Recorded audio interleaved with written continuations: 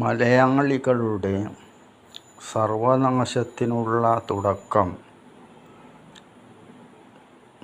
തുടങ്ങിയത് ശ്രീനാരായണ ഗുരുദേവനെ നമ്മൾ വേണ്ടതുപോലെ ഉൾക്കൊണ്ടില്ല എന്നതാണ്.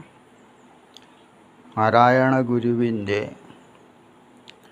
സംഘടിച്ചു ശക്തരാകുക, വിദ്യ കൊണ്ട് പ്രബുദ്ധരാകുക മാത്രമല്ല, മദ്യം ഉണ്ടാക്കുവാനോ വിൽക്കുവാനോ കുടിക്കുവാനോ പാടുള്ളതല്ല.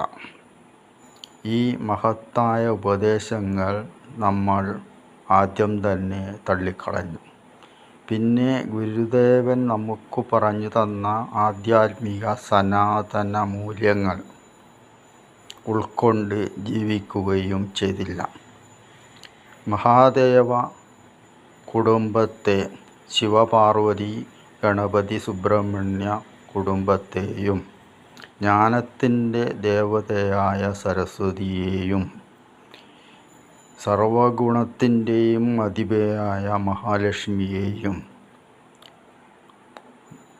ദിവസവും ആരാധിക്കേണ്ട മലയാളികളായ ഹിന്ദു ഹൈന്ദവ ജനത അതൊക്കെ തള്ളിക്കളഞ്ഞുകൊണ്ട് വിദേശ സംസ്കാരത്തിൻ്റെയും കമ്മ്യൂണിസത്തിൻ്റെയും കൂടെ പോവുകയും അധഃപതനത്തിൻ്റെ രണ്ടാം ഘട്ടം തുടങ്ങുകയും ചെയ്തു.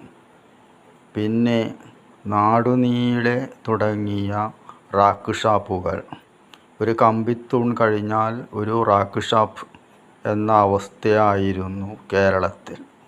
അതോടെ അടിവരയിടുകയും ചെയ്തു. മലയാളികളുടെ അധഃപതനത്തിനും ദാരിദ്ര്യത്തിനും സാംസ്കാരിക മൂല്യത്തകർച്ചയ്ക്കും ഇത് അവസാനമായി അടിവരയിട്ടു.